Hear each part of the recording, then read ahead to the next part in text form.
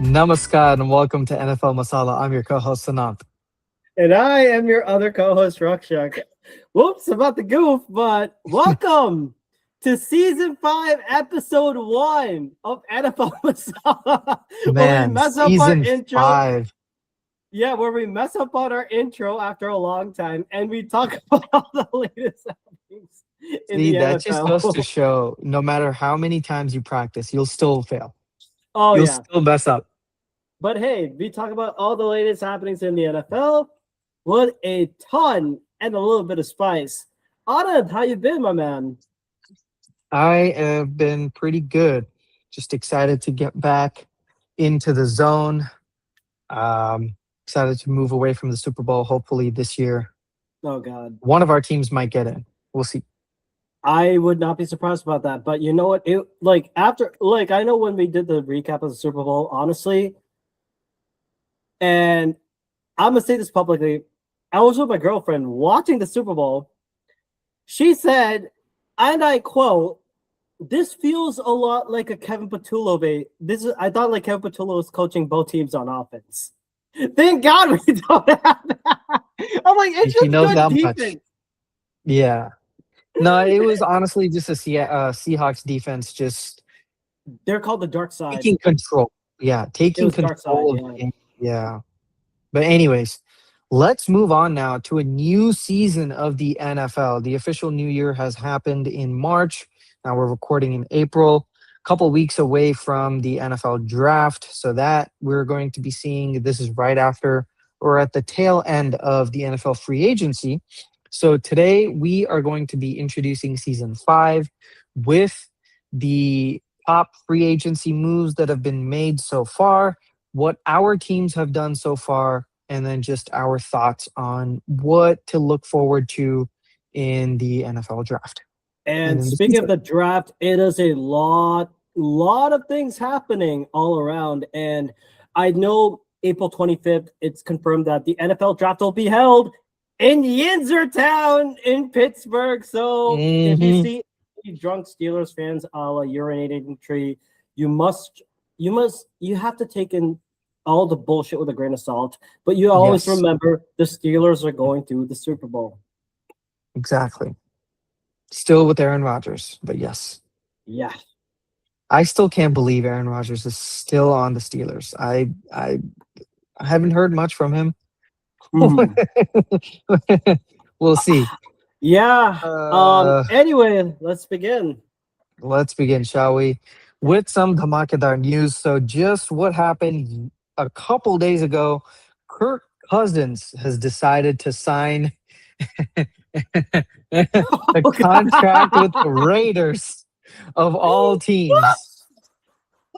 The Raiders of all teams. I Yeah. just it's a so initially it looked like a ridiculous deal that the Raiders have signed. It was like a 5-year, $170 million contract, but those are only options and guarantees that are worth up to $172 million. Actually, when you look at all the guaranteed money, it's only $20 million in 2026. Hmm. So that is it. So honestly, for a veteran QB, and this is what Clint Kubiak has said, is he wanted another veteran QB on the roster. Presumably, I mean, they have the number 1 pick, so presumably that's going to be Mendoza, Hmm. and they would want to have someone to mentor him. And Kirk Cousins is, honestly, a really good selection for that. So originally it looked like a D or an F grade for the Raiders after the disastrous season that Kirk Cousins uh, had with the Atlanta Falcons, not really doing anything, then getting injured. So initially it looked like a terrible, terrible option, but the contract is wired such that it's heavily option Hmm. based. So it really depends on his performance. Yeah. I definitely agree. I definitely agree on that. But like, how the hell does Kirk Cousins keep getting away with this shit? I want to know. And Agent needs to go into the Hall of Fame. Hall of Fame. I don't care. I mean, screw Canton. I'll ban myself from watching Canton, from watching anything about the Pro Football Hall of Fame if they do not put Kirk Cousins' agent in there. There has to be a rule. Exactly. Yep. And the second bit of news is about one Puka Nakua. And I know this will be personal, but couple of things. On April 1st, Puka Nakua and ESPN writer Sarah Barshop noted in LA, Puka Nakua, LA Rams wide receiver, has checked into rehab. His attorney, Levy McCathern, told the California Post. So last month, a woman in LA filed a lawsuit against Nakua, alleging he made an unprovoked anti-Semitic statement in New Year's Eve and later bit her on the shoulder. And apparently, they said that he was in rehab a substantial period of time before any of these allegations broke. And he's scheduled to be there longer. Lawsuit, I'm not going to go detailed into it because it's just, I think it's already completed a full cut down moment. And he's in there. At least he's taking, at least some things are taking a bit. But as much as I want to talk more about this, I have to go on. I'm sorry that we're starting NFL Masala on this. I promise I wouldn't do it, but I have a freaking Ruckchuck rant to go already. We haven't even broke the first 5 minutes. And go ahead, bro. The floor is all yours. All right. So I don't know if you noticed it, but there was an article written by ESPN insiders Jeremy Fowler and Tim McManus. Everyone should know who Tim McManus is. He is an ESPN insider for the Philadelphia Eagles. On April 1st, there was a piece that was released on ESPN, and it talked about the Jalen Hurts stand at a crossroads. And I could not read the entire 1,000. It was like 45 long. It goes on and on and on and on. I mean, Jesus Christ. I don't want to. I mean, if you were to do like a word search on it, basically it talked about the difficulties with Jalen Hurts and what he needs to do. And I'll say this right off the bat: last year was not a good year for Jalen Hurts, and I'll talk more about it on the Eagles recap. But the fact that you're saying that he's uncoachable, and he was the guy responsible for the stupid ass play called 4 verticals against the fucking Niners is asinine. You know who thinks of plays like this? The devil incarnate in Kevin motherfucking Patullo. This asshole is going to be calling 4 verticals for the Dolphins, although Bobby Slowick is going to be overruling him anyway. But, I mean, the fact that you call him, like, uncoachable and he's, like, no, and he doesn't, like, respond to criticism, yeah, of course. Like, I know Jalen Hurts has called audibles. I know that he wants to change up. He'll call it out what he doesn't like and all that. Yeah, I know he needs to. Yeah, we all do that. He needs to get better. But remember this, folks. Everything, I'm not giving him any excuse. He did not perform well. He did not perform to what he could have done as that repeat Super Bowl MVP. But to criticize him on a personal level, and to say he's uncoachable, he's a locker room cancer. Are you fucking kidding me? If they were saying this shit about Jordan Love, Green Bay would be on a ride. This is why sometimes, I do this.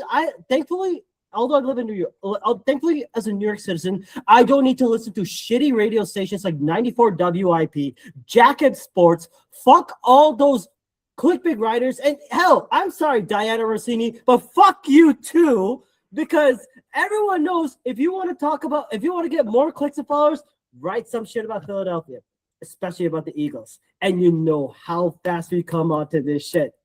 And I want to know who those sources are. Those 13 anonymous sources. I know one of them being Ken Patullo because he's trying to save his ass from there. Because we all know, because his play calling, his house got egged last year. And I condone. I hate it when you do this shit. But the way that you did this, yeah, but I know, and guess what? This is but one thing for sure, Jalen Hurts is not the perfect QB. Let's say that he's not the perfect QB, but he knows how to win games. You cannot deny that. And the fact that you're saying he's uncoachable, give me a break. I'm a man. I'm gonna be my Mike Gundy, man. If you want to talk about that, come at me. I'm a man. I'm 40 years old. Not really. This makes me want to puke. Yeah, I have to get that out of the way. And I mean, Tim McManus and Jeremy Fowler, I really want to know who your real sources are, because if this is some bullshit you've been making up and you've been saving this all for months and you're looking for the time like, oh, the A.J. Brown trade rumors should go, let's do something about Jalen Hurts. Motherfuckers, man. Every single one of them. That's all I'll say. Okay. I got Fantastic some start. comments on that, but we will save that for the Eagles episode in the summer. Yeah. All right, let's move forward, shall we, to what our teams have done so far in free agency. Show us what you got. All right. So starting with the Packers, we did a couple of moves. We let go of some really consequential players who we just didn't have the money to re-sign. One of those guys being Romeo Doubs. He's made some clutch plays for us over the couple of years that he's been on the Packers since he was drafted. But unfortunately, our room just is too crowded, especially with Matthew Golden coming up now. I think it's a good move to let go of Romeo Doubs and rely on our other wide receivers.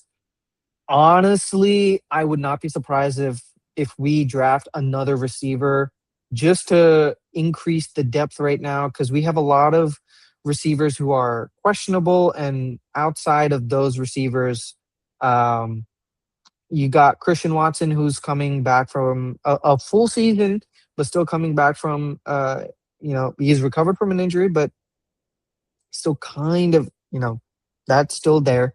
Jaden Reed coming back from an injury now. Matthew Golden's still there, but Dontavian Wicks is still, questionable. Savion Williams, rookie, he's still questionable. Bo Melton, he's still questionable. So we still got a lot of people coming back from injury.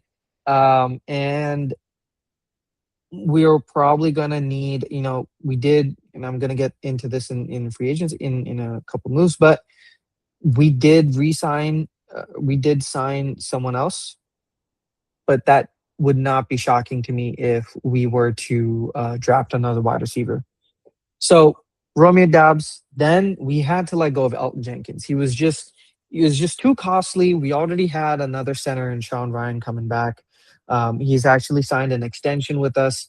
And Elton Jenkins also was injury prone for a little bit. So while on the field, he was extremely, extremely valuable to us, both playing left guard, center, sometimes taking snaps at left tackle, just being an all-round player for us. He's just too much. I think he was owed like $19 million or something, and we were able to save that much by releasing him. So we did let him go. We actually cut him. We let go of Kingsley Enagbari, who was on an expire after getting drafted. We didn't re-sign him. Our depth is such that we have Brenton Cox, and then right in the wings is Baron Sorrell, who had really, really great snaps, limited snaps last year, but he was fantastic on the field. He's been taken under the wing of Micah Parsons now. So they've got a little like bromance or mentorship going on right now. They're vacationing together, they're training together.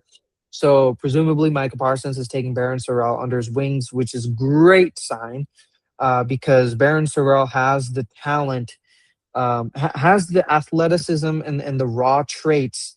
And if he can become more consistent, he can be very, very explosive for us. And now that we're transitioning into a 3-4, courtesy of Jonathan Gannon, I think that's going to be an explosive position at wide 9 for him. Coming off the edge opposite of Micah Parsons, that's going to be fantastic to just collapse the pocket for next year moving forward. So I think that Mhm. was a really good move. While Kingsley Enagbari has been fantastic for us, we have a lot of depth in the wings. Um, we also still have Lucas Van Ness, so there is still I don't really see like Van Ness. I think that was a waste of a first round pick. I was really hyped because he has all the athleticism, but so far he hasn't really taken those strides in the past couple of years that we've been hoping for.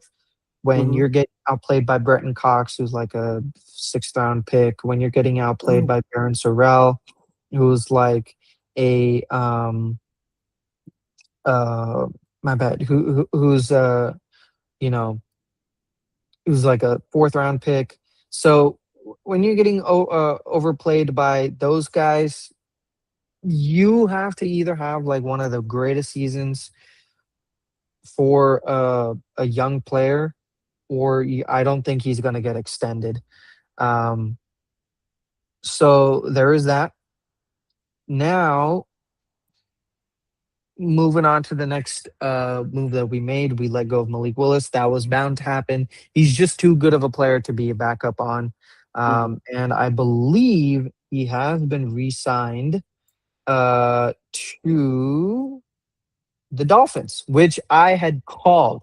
I had called that, after all the moves that the Dolphins had made, um, Yeah.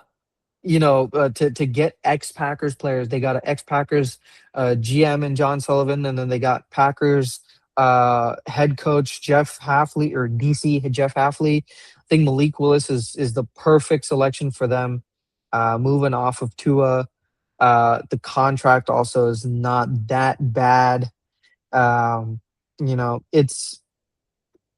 it's exactly what I had called out, that this was going to happen. Right? He was just playing very good football, and all those Packers connections. It's just too easy to make that call. Anyways, so we let go of my Malik Willis. In place of him, we brought Desmond Ritter, just a backup role. Obviously, this hopefully shuts down all the random ass critics who were saying, oh, we needed to play Malik Willis over Jordan Love. No, that's no, just no. All right, Mhm. shut up. Right, the Jordan Love is our quarterback. He's our quarterback. So there's that. Now, a big loss, underrated loss, but a big one nonetheless for us, in my opinion, is Emmanuel Wilson. Taking relief snaps for Josh Jacobs, especially in key situations like doing the crazy jet sweeps or whatever that you know Matt LaFleur had, being critical. He was really critical in pass blocking situations. He was pretty good in pass catching out of the backfield. And some of his greatest plays were catches out of the backfield, and some of those were in the playoffs. So I think losing Emmanuel Wilson is really going to hurt us because Marshawn Lloyd, very injury prone, still is questionable. So our backup running back is Chris Brooks and Pierre Strong Jr. So we need a good backup running back, excuse me, because of the fact that Matt LaFleur likes to mix them up once in a while, and Josh Jacobs is also, yes, he Mhm. has taken up some more pass catching snaps, but he is a power back, right? He is that archetype. No matter how much you try to fit him into other roles, he is that type of running back. So to have someone outside of that to just increase the creativity potential of the offense, I think is a huge loss. We definitely need to get someone in the draft who's on like the faster, lighter side. The other player that we released, not really that shocking. Nate Hobbs, the experiment has busted. Um, it's he just didn't fit in any of the roles that we had offered or that he had been placed under. He was also injured for a couple of games. Um, so yeah, so there is that. Mhm. One second. No, you're good.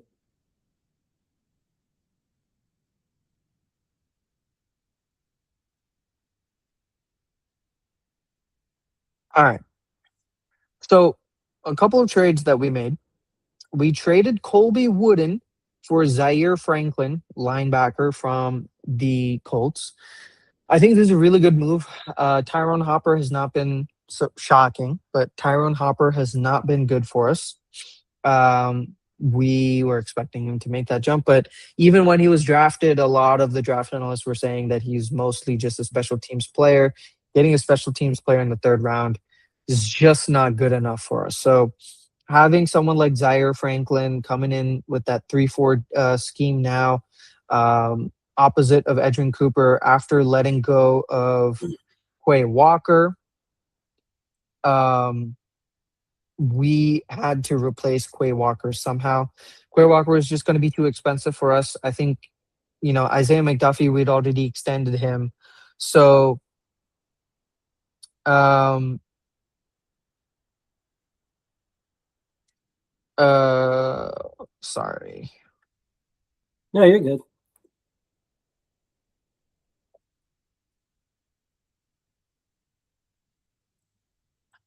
But yeah, so we had already let go of Quay Walker, and that was going to be a hard role to fill. But I think Zaire Franklin's a good replacement because he's got that sideline to sideline athleticism. He tackles really well. Like Zaire Franklin is known for tackling, right? And racking up a lot of tackles across the season. Across season. So he's another experienced player as well at the age of 29. He's probably got like 2, 3 more years left. But having someone like him be a veteran presence in the locker room as well, and help Edrin Cooper unlock another layer of his game. Um, it's going to be really good. So I really like that trade. The other trade that we made, Rashawn Gary. Oh man. Rashawn Gary to the Cowboys for a fourth round pick in 2027. It might not be much, but Dallas is going to be taking over his contract. Rashawn Gary, I, I Salary had so much dumping. hope. Yeah, it is a salary dump. Um, so that's two. Essentially, what we've done now, right, in back-to-back years, is we've traded Rashawn Gary and um, oh my God, what's his name? Last year, who did we trade for? Micah Parsons. Oh right, for Kenny Clark. Kenny Clark, there we go. Yeah. So essentially we traded Kenny Clark and Rashawn Gary for Micah Parsons and a first round pick and like a fourth round pick. Like that's basically the deal. And honestly, I'll take it, man. Mhm. I'll take it. So this is that this, it's not bad. It's not bad at all. Rashawn Gary, I had a lot of hope for, but he just hasn't materialized in terms of work ethic, in terms of um, results. The best thing about Rashawn Gary was his run blocking. Not run blocking, run stopping ability, Yeah. especially on the edge. So that is what he's always known for. But when you're like a top 15, when you're being paid to be a top 15 edge, that is not something that you're supposed to be like. That is not the only thing you should be known for. You should be known for wreaking havoc in the backfield, assassinating quarterbacks, right? Run stopping is the secondary metric. Mhm. Primary metric is to assassinate quarterbacks. And that's, Oh, you just didn't do it consistently enough. Yeah, go ahead. we have apparently March 29th, we actually had breaking the bucket on news. I didn't Okay. realize that. So the Cleveland Browns did not sign edge AJ Epineza. The team Huh. was uncomfortable finalizing the deal after he had his physical. The deal was a 1 year, up to $5 million. The sources told Adam Schefter, but oh boy, Mm-hmm. he's available. But I didn't mean to interrupt you, so go ahead on that. I was like, why am I seeing this now? No worries, no worries. So yeah, at the end of the day, getting rid of Rashawn Gary salary dump, that was a good move. He was not performing to our expectation, and as I had said, with Kingsley and Aguirre, we have some players in the depth in the wings, right? Besides Micah Parsons, you got Lucas Van Ness, who's supposed to be, this is his year. If he cannot produce this year, he's also axed. We have Baron Sorrell, who's coming up. We have Brenton Cox Jr., who can make some plays. So I think that was a good move. This is the right time to get rid of Sean Gary, and move forward. So in terms of signing free agents, we weren't too active. We just got some depth picks. Javon Hargrave coming in for that DT position. In this case, he's going to play D end because we have Devontae Wyatt coming back, who's going to be the star of our D line. Besides, Mike Parsons, but Devontae Wyatt is going to be that key guy. Carl Brooks on the other end, and Javon Hargrave on the right end. That is going to be a really, really solid interior D line on a 3-4 scheme. So we are obviously trying to replace Kenny Clark. We thought that we would be able to with some of our other players, but it's just not good enough. So bringing in Javon Hargrave was a good move. Ex-Eagle, ex-49er. Mhm. So I think that was a really good move. It was for a small contract as well. So it wasn't,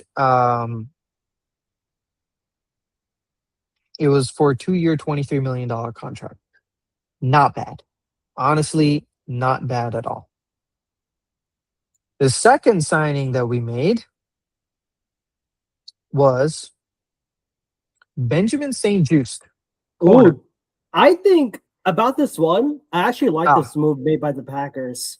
Honestly, like, yeah, he may have had a good solve, but he also worked well as a safety. I mean, St. Juice has had some pretty productive years when he was with the Commanders. After all, he did go up against AJ Brown, CD Lamb. mhm. He has the length and the experience with this one. And again, didn't mean to interrupt, but I really love the signing, and I was hoping like the Eagles could have taken someone like him, but the fact that the Packers have was like, good, you keep him, no one else can have him. If I Yeah. can't have him, you can have him. No one else. No one else. And it was for a I very cheap contract too. Yeah. Yeah, I think like from what I heard, it's like what it was like a minimum 1 year deal. No, it's 2 years, $10 million, 9.8 million.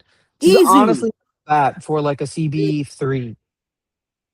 So especially since our corner depth is not that much because we, designated Nate Hobbs to be released.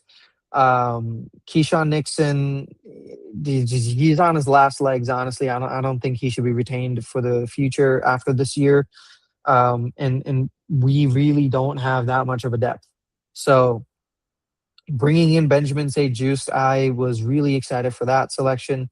And then we also brought in Sky Moore, wide receiver, as our return specialist after the experiment of having Keyshawn Nixon be our return specialist and some other players. I just be like other smart teams and have a designated return specialist. Okay. Mm. Sky Moore is that guy. And it was for a very, very small deal as well. His was also 1 year, $2.5 million. That's nothing. Darian Kinnard, backup right tackle, 1 year, $2.75 million. Nick Neiman, uh, backup linebacker as well, inside linebacker, 1 year, $2.25 million. So some really good depth pieces for us. Zaire Franklin was the most expensive at 2 years, $18 million, but honestly, that's fine. Um, Actually, most expensive was Javon Hargrave, 2 year, $23 million. And Mhm. then Zaire Franklin at 2 year, 18. So a couple of extensions. I had mentioned Sean Ryan at 3 years, $33 million. That was a really good move for us. and that is about it. Chris Nice. Brooks was there on a 2-year, $5 million contract, backup running back.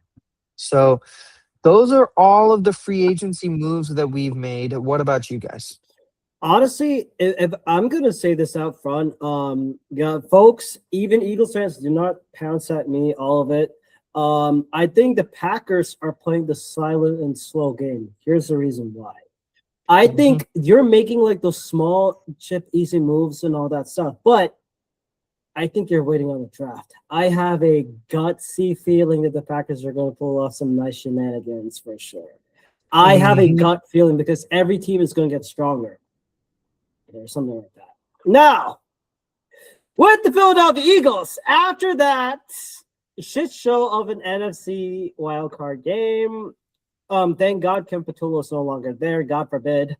Now we have Packers former QB coach Sean Mannion, who is now the new offensive coordinator, and we also brought in Josh Grizzard, former Bucks offensive coordinator, as the new passing game coordinator. So Mhm. I think it's gonna. I think with this, the Eagles are gonna go more to West Coast style, and this could again the make or break here for Jalen Hurts. And so a couple of things we saw. The re-signing ones, which I thought was really big for the Eagles.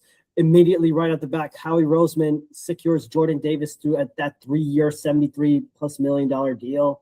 I thought it was really good because Jordan Davis has taken a step forward. Last Mhm. year, he was using Peloton during the off season, and he got it. He was in shape, and dude, he was moving like crazy. And Mhm. he had double digit sacks this year. And I think like this was the reason why, and of course, Eagles fans are still gonna be pissed. Like, there's some Eagles fans who are pissed, like, why the hell did we take Jordan Davis over Kyle Hamilton? Reason being, he helped us win a Super Mhm. Bowl. And he was part of that rotation. And now the deal is, what do we do with Jalen Carter? Because remember, for folks, what is the formula that we NFL Masala endorse? Build through the trenches. Trenches. All you got to do. And Mhm.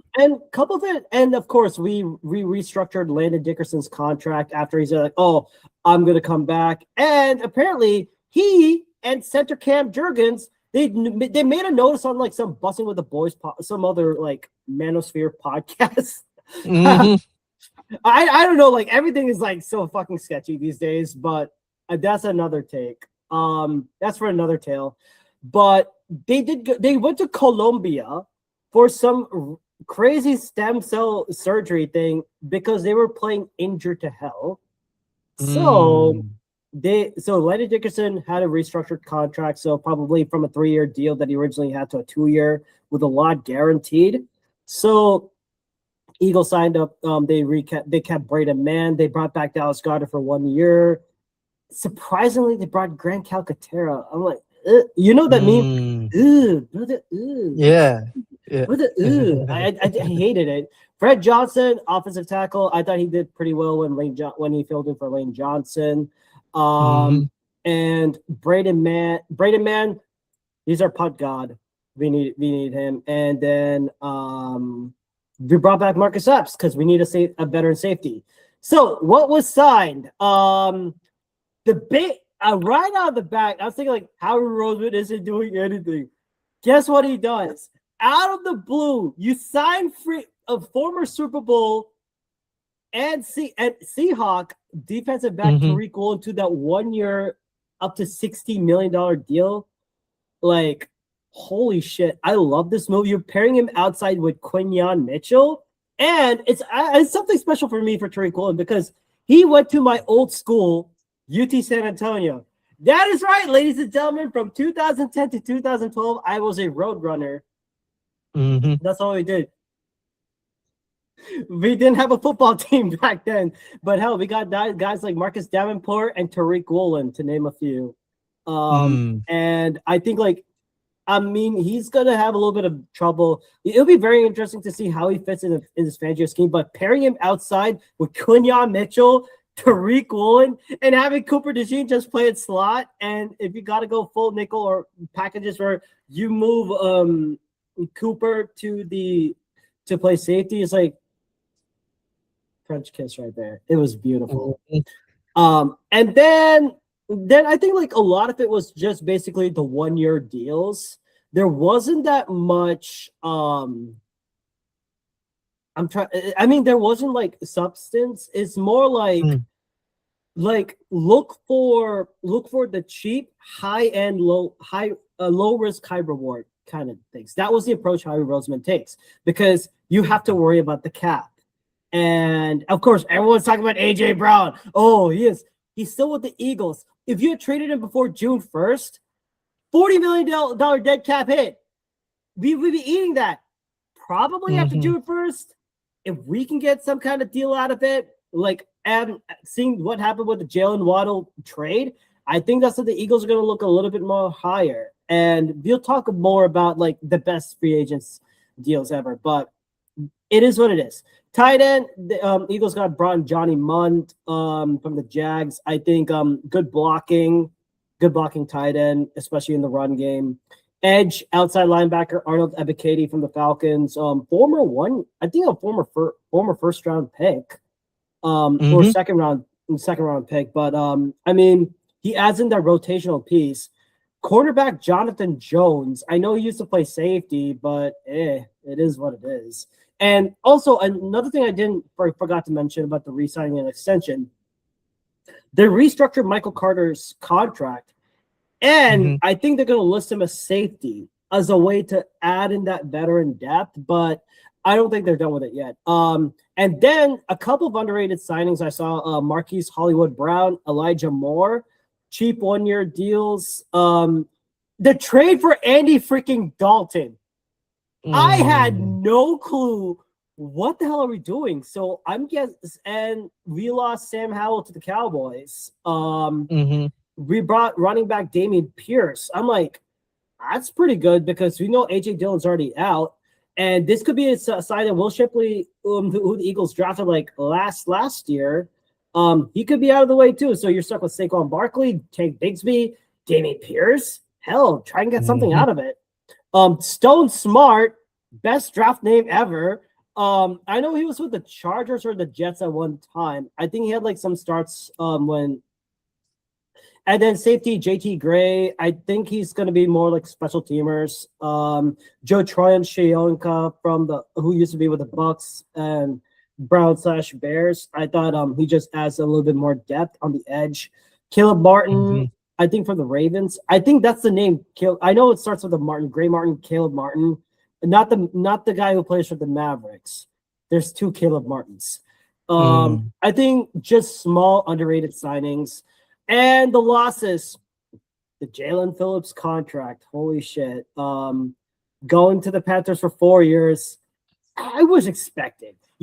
Like we tried to, it's like we'll do what we can, but we also have to pay for the rest of it. So we have to see like, how do we go? Nakobe Dean gets overpaid. I mean, he goes to the Raiders for a 3-year deal. I'm happy for Nakobe Dean because after coming back from injury, he earned his way. And it's time for Jahad Campbell to shine and take over, because he was drafted as Nakobe Dean's replacement, because we weren't sure like how he's doing. And Nakobe Dean, nothing but the best. And he joins his fellow teammate Quay Walker in that. Reed Blankenship, the exciting Whites era is no more. Oh, no. But they're still going to pod. Reed Blankenship, thankfully, he goes to the Houston Texans. He does not go to the Cowboys to reunite with Christian Parker. That's for sure. And I think, but Reed Blankenship going to a good defense under DeMeco Ryans, he's going to thrive in that for sure. Jalen Phillips, the 4-year, $110 million deal. I don't know about that. Did the Panthers overpay it? We'll talk more about the top 5. But I have a hot take about that. Wide receiver Jahan Dotson goes to the Falcons for like a 2-year deal. I think it's decent. Outside offensive line and tackle Brett Toth, I think he goes somewhere else. Edge Aziz Ojulari and Josh Uche both leave.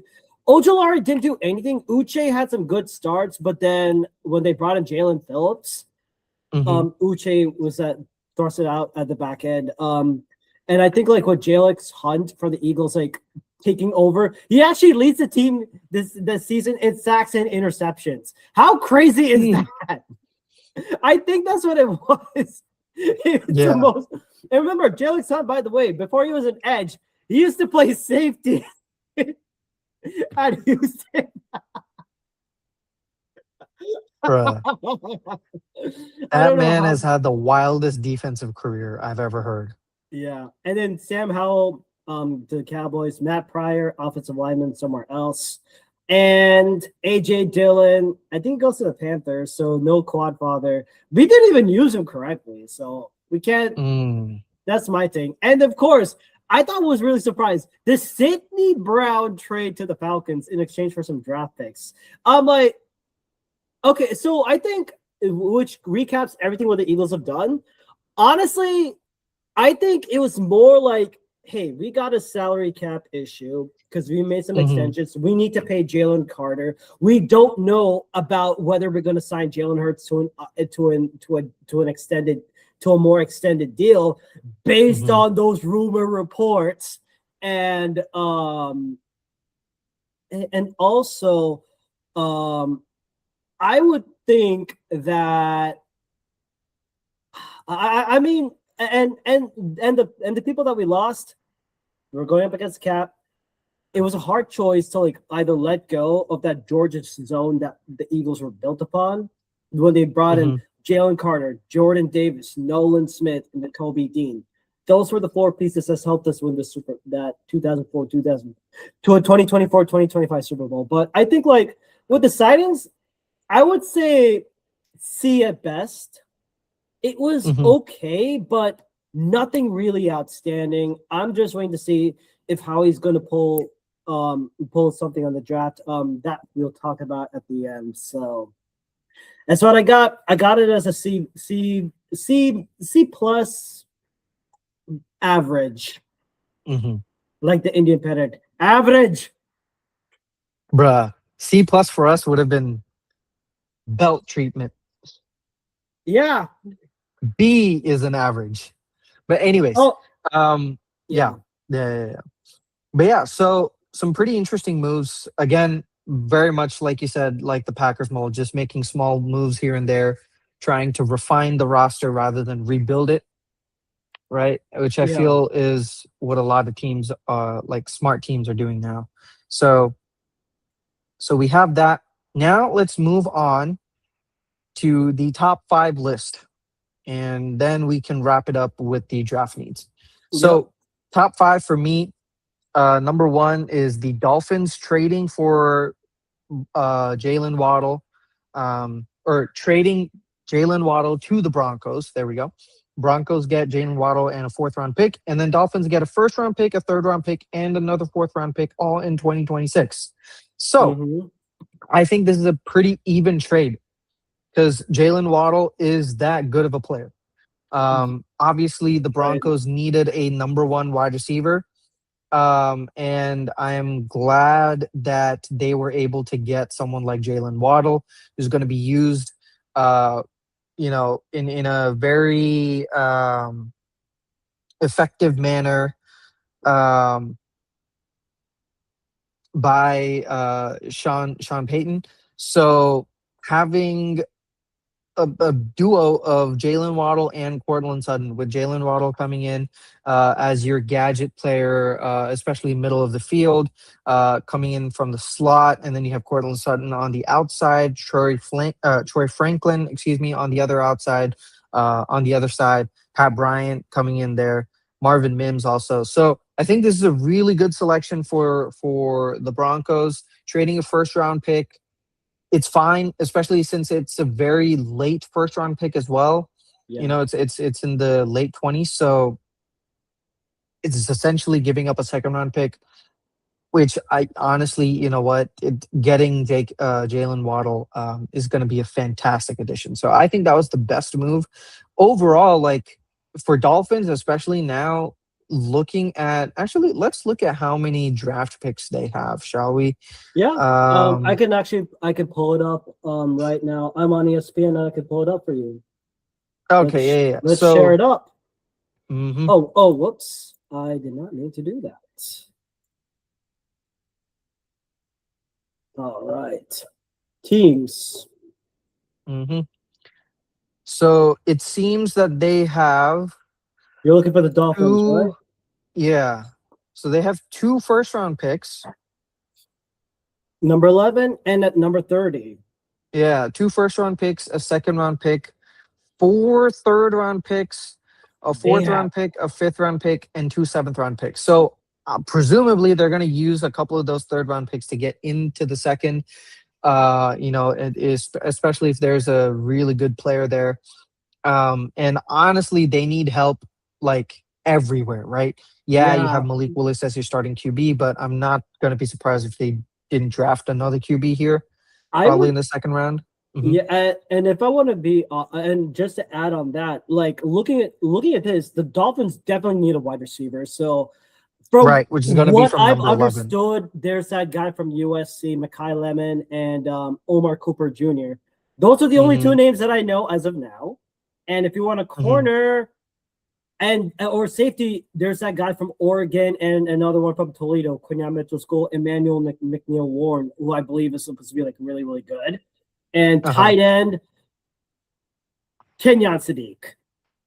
But Okay. Kenyon Sadiq is he's like the best tight end in his class.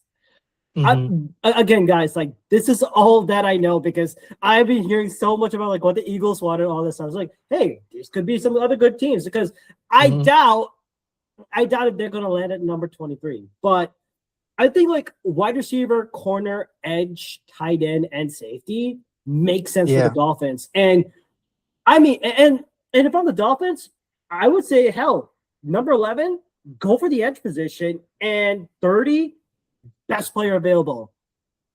I'm just throwing it Yeah. out. I'm not the general manager. I know there's more of the Honestly, general. they're I know there's more of the general yeah. manager than me. So I'm just gonna say it as it is. Trust this man over than me. That's all I'm gonna say. No, so what I would say is like honestly, edge that I would, go for wide receiver over edge because they have absolutely nobody at wide receiver. I mean, they have freaking converted Jalen Tolbert, who was a running back at wide receiver two. Like, come on. They have Malik Washington, who's their number one wide receiver. That's just not going to be it. So I think with number 11, they're probably going to go, um, you know, uh, they're probably going to go with the best wide receiver available, Yeah, which in this case is probably either Jordan Tyson or one of the top three, right? Jordan Tyson, Makai Lemon, or Carnell Tate. I think yeah, they might go to Carnell Tate because he's tall, lanky. Um, he can fit that number one role um, for them. So honestly, like wide receiver at 11 is what they should go.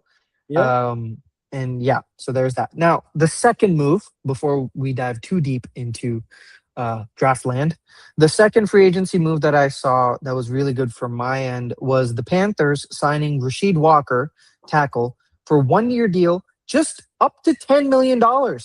I mean, that is a as a steal steal. for a starting tackle, even if it is Rasheed Walker, who's like top 25. But getting a top 25 tackle for a 1 year, $10 million is a steal. So, 100%, dog. so I think that was an amazing pickup by the Panthers. I'm surprised there was not enough action on, or not much more action on Rasheed Walker, considering how good he actually is. Right? Like we couldn't afford to keep Rasheed Walker because we had other, more expensive talent like Jordan Morgan and others waiting in the wings. But otherwise, we would have kept Rasheed Walker because he's a Mhm. really good starting caliber tackle, which and they don't grow on trees. So the fact is that they only picked him up for 1 year, up to $10 million deal. That is an amazing selection. Also, I hate to do this. It goes against every fiber of my being, but the Vikings signing Kyler Murray on a 1 year, $1 million deal. 1 year, $1.3 million deal after he got cut from the Cardinals. I think that is a phenomenal selection because, you know, is JJ McCarthy that guy? Coming from Michigan, go blue. But coming from Michigan,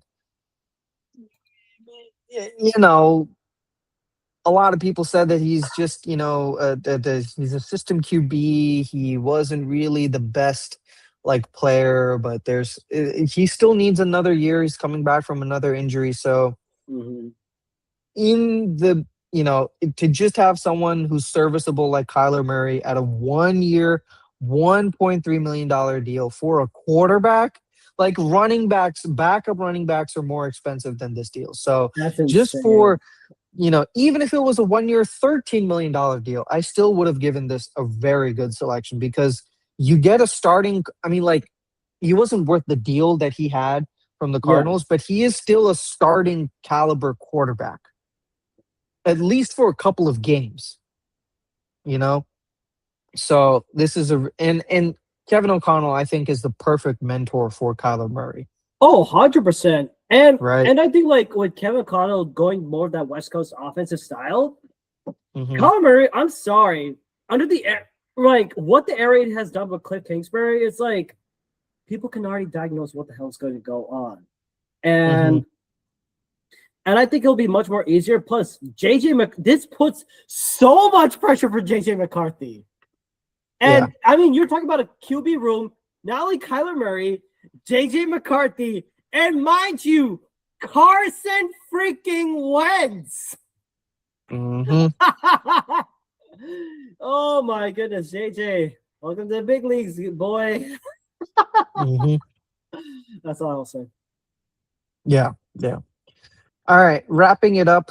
Uh, Patriots signing Elijah Vera Tucker, guard They need a from guard. the Jets. They needed a guard. Yes, he is Super injury Bowl prone. And example. There you go. exactly. So they needed a guard. They need offensive line. Getting him for a 3 year, $42 million. Yes, it is expensive. He is Overpaid. a very talented player, but the problem is he's injury prone. So we do have, like, you still have to look at that moving forward. But still, they need O line, like, just everywhere. You know, Yeah. yes, they have Morgan Moses. Will Campbell is there. Will Campbell has been on and off. He especially when you look at the Super Bowl performance, it was not the best. Just because he's playing Um, injured, it doesn't give you that excuse, bro. right. He said that. He said that. Mm. So yeah. So there is that. And then last but not least, one troll pick for the rest of us. Jets trading with the Raiders for QB Geno Smith. Jets Ah! doing what the Jets always do. They get valuable selections in the seventh round. So they get Geno Smith back from 20th round. They get Geno Smith and a seventh round pick for a 2026 sixth round pick. What a get by the Jets. I mean, honestly, excellent quarterback in Geno Smith playing Oh for the my other team, with god. which is what the Jets want, right? They want a Jets gonna quarterback who plays for Jets. the other team, right? That is the Jets' philosophy. How can we get a quarterback who plays for the other team and not for us? Well, this is your guy, Geno Smith, right? He's thrown so many interceptions in the past couple of past year. It's just phenomenal talent that the Jets are getting. And the Raiders only getting a sixth round pick. I mean, that's just fleeced by the Jets to get such a valuable veteran locker room presence Oh in my Geno Smith. god. And you know what? So, Just to share for this, it'll be a very short clip. yep.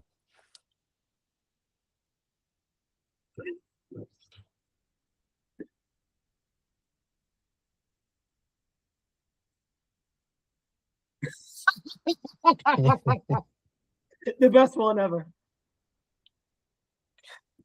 I don't think sound is playing, but we get the gist here. He says he says Jets select quarterback. No. Hmm. Hmm. But yeah. So, um, Yeah. yeah. So there's that.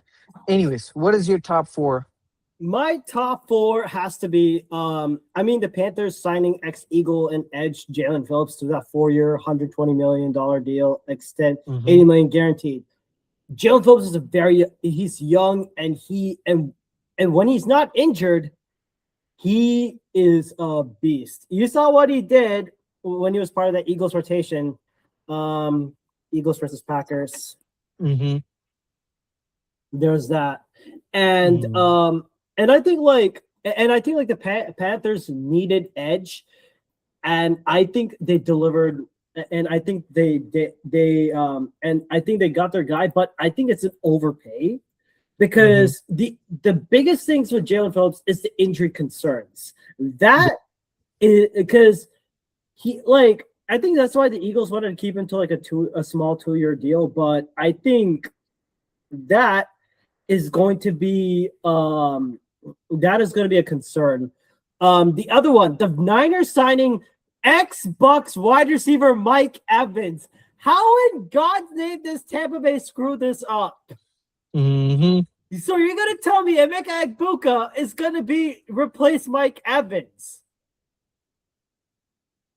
Yep. I don't get this. I do not get this logic at all. But then again, we don't get anything.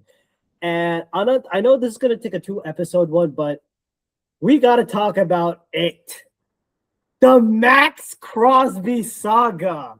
We have to. Yeah. We got to talk about this. So, Anand, what happened to begin with? So, the Ravens had originally traded or was in line to trade for for Raiders edge Max Crosby. It was going to be multiple first-round picks, and it was like a blockbuster trade for the past, besides the Micah Parsons trade last year, this would have topped that from the Raiders. The Ravens would have gotten Max Crosby. However, at the last minute, the Ravens decide to cancel that entire deal, cancel the trade, cancel the new contract, everything. And we did not know what the reason was. It was only after, like the day after, did we know that it was because he had failed his physical. And at the same time, they signed Trey Hendrickson on a 4-year, $113 million deal. Yeah. So honestly, I don't even know what to say. Collusion. There is collusion. 100%, bro. What is your take?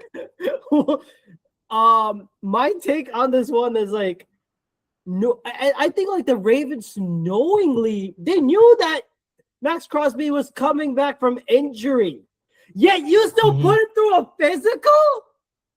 Yep. Why? And if people that's part of the process, though, right? No, but like, why? Like, why would you try and I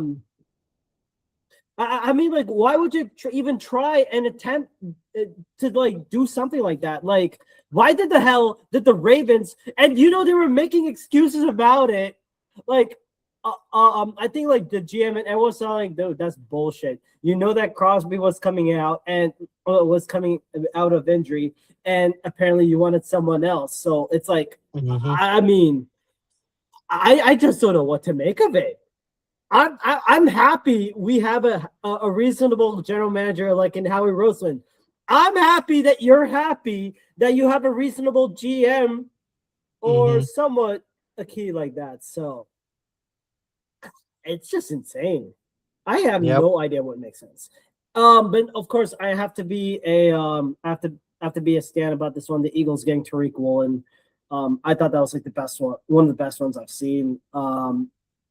And I think like it again. What the reason why I like the deal? It's almost like a bit of a like. It's some people say, oh, it's like a 1 year, 16 million. Initially, it's like that's an overpay. 10-year plus 10 million with incentives. That's reasonable from Howie Roseman. because he says like, you just prove it to me. And he's also big, very big in the draft pick, in the draft compensation. He looks for compensatory picks. That is the Howie Roseman method. And I think like that was pretty good. And the questionable one is the Oza Odigizua trade. It's a question mark for me. Like, huh? Like, that really happened. The Niners trading for Oza Odigizua, and the Cowboys get a 2026 third-round pick. Yeah. I mean, they get someone to share up the line with Alfred Collins and CJ West, and especially going away alongside with Nick Bosa and Mikael Williams once Michael Williams comes back from injury. So,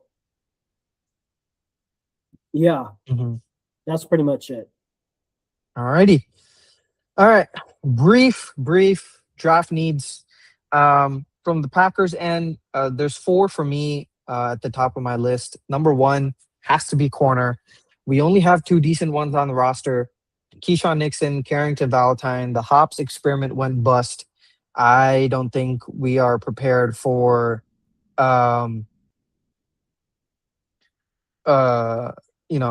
I don't think we're prepared to go into the season with just having Nixon, Valentine, and Benjamin St-Juste.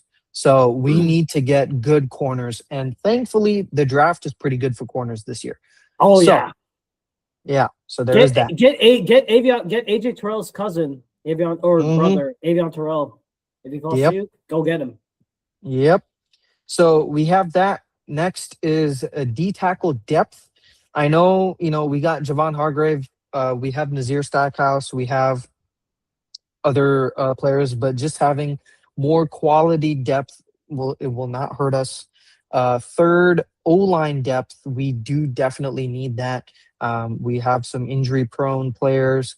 We have, James this Jordan Morgan. draft is rich in O-line. Exactly. So having Jordan Morgan, Zach Tom, and Aaron Banks solidified, yes, we do. And we also have Sean Ryan, who signed an extension at center. But honestly, I could use a really high-end backup and potential competition for Sean Ryan at center, since we know that a lot of that the Packers love to keep rotating all of our O-line players. So having some more O-line depth would not hurt at all, especially considering looking at last season. We were struggling at the tail end to maintain our offensive line properly. So there is that. Finally, RB depth. We need a proper second running back. Chris Brooks can't be that guy. He's a good pass blocker. Besides that, he's not that great. So, just a really good second running back. What about you guys? So with us, offensive line, big time. I think even in the guard, or someone who could start off as a tackle or start off as guard to tackle will really help out, especially for someone with Lane Johnson. Again, I don't know how long he's going to be playing. Maybe next year he retires. So I think right now the Eagles have to draft I mean, I hate it, but this is a draft where you get the meat and potatoes out of the way. Go for someone like a tackle who can also play guard. Maybe you look at the first 3 rounds and say, okay, we can do, and go either one. Defensive line, you need to shore up on edge, because the players that you got on edge, they're just 1-year deals, but you also need to show up for the future. You'll talk more about this later. But not only on the edge, but also look at interior tackle, because other than Jordan Davis, Jalen Carter, Mara Aljamo, and Ty Robinson, there's not that much depth in the defensive in the interior. So how did the Eagles get dominant? They win via trenches. You need it all the way. And then tight end, Dallas Goedert's on a 1-year deal. Calcaterra, Mund, and Stone Smart, they're okay, but you need that blue chipper, that one powerhouse. Like, hell, you could look at it the second round or the third round. It's a good tight end class from what I've seen. Other than Kenyon Sadiq, you have tons of players available. Yeah. So, and then defensive back, don't count on me, guys. Safety. I don't like the safety room that the Eagles did so far. You got Marcus Epps. That's fine. You traded away Sidney Brown, and you let go of Ray Blankenship to the Texans. So you're stuck with Marcus Epps, Andrew Makuba, who is recovering from injury, JT Yeah. Gray, and Jonathan Jones, Michael Carter. I don't know. And you have like a bunch of like practice squad guys. I would say you can try. I mean, how he's gone against the grain. I mean, if you look at what he did in 2024 draft, he took Quinyon Mitchell. Yeah, and if you looked at the 2025 one, he took Jahad Campbell, who could play outside edge and outside linebacker. I wouldn't be surprised, but I'd be very surprised if he goes safety, because you need safety. And that's what I would look at. Okay. The rest of it, Alrighty. best player available. Okay. Perfect. Alrighty. Well, that's going to be it for us today. If you guys have enjoyed, please leave us a review on one of the 4 podcast platforms that we host a podcast on: Apple, Google, Spotify, and Pocket Cast, or Duckshuck. We could also find us on our following. We're also on YouTube, so make sure you like, share, subscribe, and click on the bell icon for more notifications. We're also on the following social media platforms: Twitter/X, Instagram, and Threads at NFL Masala 2022. That's all lowercase at NFL Masala 2022. All right, and we're going to hit you guys with our signature outro. Go Pack Go. And fly, Eagles, fly. Take care and have a good day. All right.